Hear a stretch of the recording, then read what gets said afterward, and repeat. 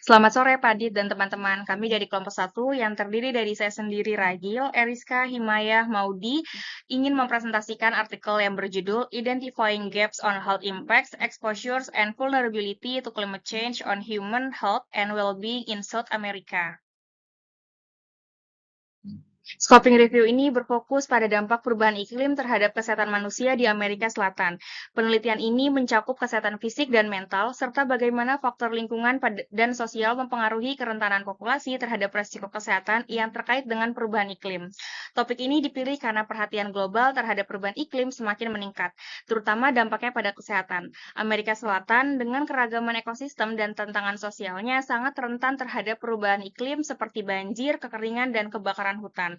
Memahami bagaimana bencana ini mempengaruhi kesehatan masyarakat, terutama di kalangan populasi yang kurang terlayani, sangatlah penting. Tujuan review ini adalah mengidentifikasi dan memetakan bukti tentang dampak perubahan iklim terhadap kesehatan di Amerika Selatan dengan fokus pada yang pertama, mengumpulkan dan menganalisis studi terkait dampak fisik dan mental, menilai kerentanan populasi terhadap risiko kesehatan akibat perubahan iklim, dan yang terakhir, mengidentifikasi kesenjangan dalam penelitian lebih lanjut.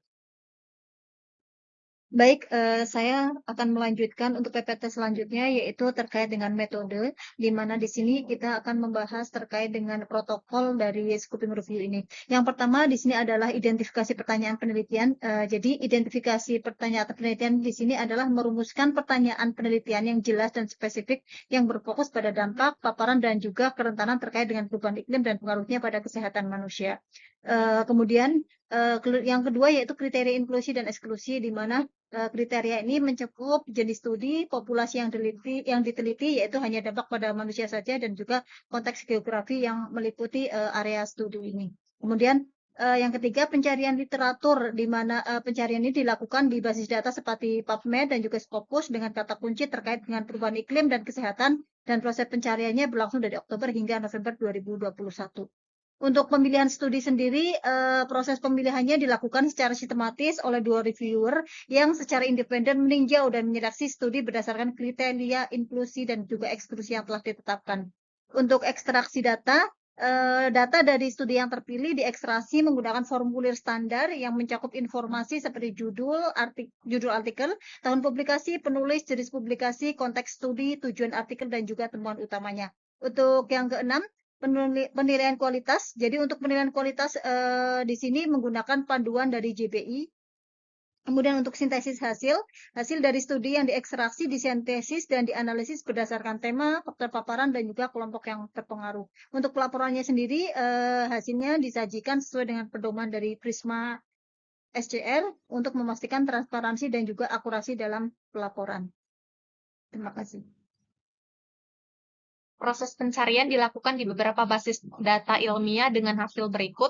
Jumlah studi, dari pencarian awal total ada 713 studi yang berkaitan dengan dampak fisik perubahan iklim, 828 studi mengenai dampak kesehatan mental, 1.116 studi tentang paparan terhadap bahaya iklim, dan 931 studi mengenai kerentanan. Nah, proses penyaringannya terdiri dari identifikasi, penyaringan, pemilihan, dan inklusi. Identifikasi yaitu studi yang relevan dari berbagai basis data diidentifikasi yang potensinya relevan dengan topik yang diteliti. Penelitian ini berasal dari berbagai database seperti WOS, PubMed, Scopus, dan lainnya. Kemudian ada penyaringan. Setelah diidentifikasi, judul dan abstrak dari setiap penelitian diperiksa untuk melihat apakah penelitian tersebut memang relevan dengan topik yang diteliti. Penelitian yang tidak relevan akan dikeluarkan. Kemudian dilakukan pemilihan. Hasil studi yang lolos pada tahap sebelumnya diperiksa kembali secara full teksnya untuk mendapatkan hasil yang lebih detail. Pada tahap ini, peneliti akan mengevaluasi metodologi penelitian, populasi sampel, variabel yang diteliti, dan hasil penelitian. Penelitian yang tidak memenuhi kriteria inklusi akan dikeluarkan. Kemudian sampai pada tahap akhir, yaitu inklusi, studi yang relevan dimasukkan ke dalam analisis. Seperti yang kita lihat bersama, berikut adalah diagram Prisma. Nah, pada diagram ini tertera angka-angka pada setiap tahapan. Yang pertama, jumlah penelitian yang diidentifikasi, jumlah total penelitian yang ditemukan pada setiap database, ada 713 studi tentang dampak fisik, 828 tentang kesehatan mental, 1.116 tentang paparan, bahaya iklim dan 931 tentang kerentanan. Kemudian kita lihat dilakukannya screening. Tahap pertama yang itu menghapus penelitian yang lebih dari sekali atau duplikat.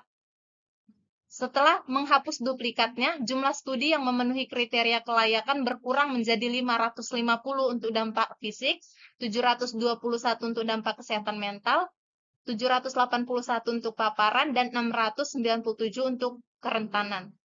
Kemudian dilakukan lagi tahap selanjutnya, yaitu jumlah penelitian disaring sesuai dengan kriteria inklusi. Jumlah penelitian yang tidak memenuhi kriteria inklusi pada setiap tahapan penyaringan ada 666 untuk dampak fisik, 816 untuk dampak kesehatan mental, dan 1095 untuk paparan, dan 901 untuk kerentanan. Nah, maka dihasilkanlah jumlah penelitian yang dimasukkan dalam analisis atau jumlah penelitian yang memiliki kriteria inklusi, yaitu jumlah akhir penelitian yang akan digunakan untuk analisis data, akhirnya ada 47 untuk dampak fisik, 12 untuk dampak kesehatan mental, 21 untuk paparan, dan 30 untuk kerentanan. Nah, secara keseluruhan, diagram ini menunjukkan bahwa proses penyaringan penelitian merupakan proses yang panjang dan kompleks. Tujuan daripada dilakukannya penyaringan yang panjang dan kompleks ini adalah untuk memastikan bahwa hanya penelitian yang berkualitas tinggi dan relevan yang digunakan dalam analisis data, sehingga kesimpulan yang dihasilkan dari penelitian sistematis tersebut dapat diandalkan atau datanya bersifat akurat. Interpretasi hasil dari artikel ini adalah yang pertama, dampak fisik dan kesehatan mental. Dari 47 studi yang dianalisis, mayoritas menyoroti dampak fisik, terutama penyakit pernafasan dan infeksi yang dipicu oleh perubahan iklim. Namun, penelitian mengenai kesehatan mental masih terbatas, padahal dampaknya juga sangat signifikan.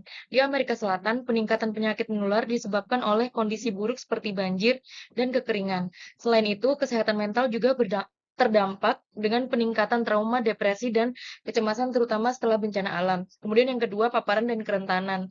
Bukti tentang paparan populasi terhadap bahaya iklim masih minim. Banyak studi yang mencampur konsep paparan dan kerentanan sehingga sulit untuk mengidentifikasi kelompok paling rentan. Ini menunjukkan perlunya penelitian yang lebih lanjut.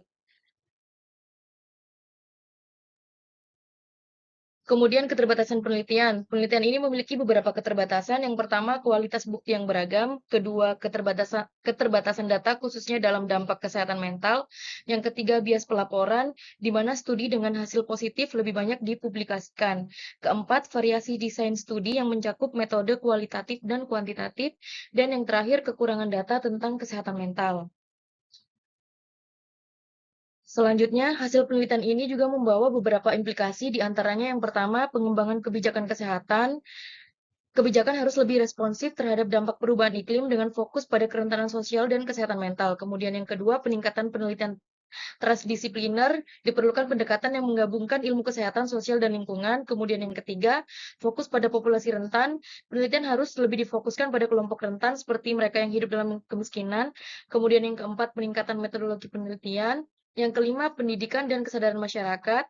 Kemudian yang terakhir, monitoring dan evaluasi. Selanjutnya, penelitian ini mengidentifikasi beberapa temuan penting terkait dampak perubahan iklim terhadap kesehatan. Yang pertama, dampak kesehatan fisik, yaitu perubahan iklim berkontribusi pada peningkatan penyakit menular akibat bencana alam seperti banjir dan kekeringan, serta masalah ketidakamanan pangan dan air bersih. Kemudian yang kedua, dampak kesehatan mental. Kemudian yang ketiga, paparan terhadap bahaya iklim. Kemudian keempat, faktor kerentanan. Kemudian yang kelima, keterbatasan penelitian. Penelitian lebih banyak berfokus pada negara seperti Brasil, Peru, dan Kolombia, sementara negara lain di Amerika Selatan masih kurang terwakili. Kemudian yang keenam, kebutuhan pendekatan transdisipliner, yaitu diperlukan pendekatan yang lebih terintegrasi antara ilmu kesehatan sosial dan lingkungan untuk memahami interaksi antara perubahan iklim dan kesehatan. Kemudian kemudian rekomendasi dan kebijakan. Kebijakan kesehatan harus lebih responsif terhadap dampak perubahan iklim dengan fokus pada populasi rentan dan meningkatkan kapasitas adaptasi mereka. Sekian presentasi dari kelompok kami. Mohon maaf atas segala kekurangan yang mungkin ada dalam penyampaian ini. Kami ucapkan terima kasih.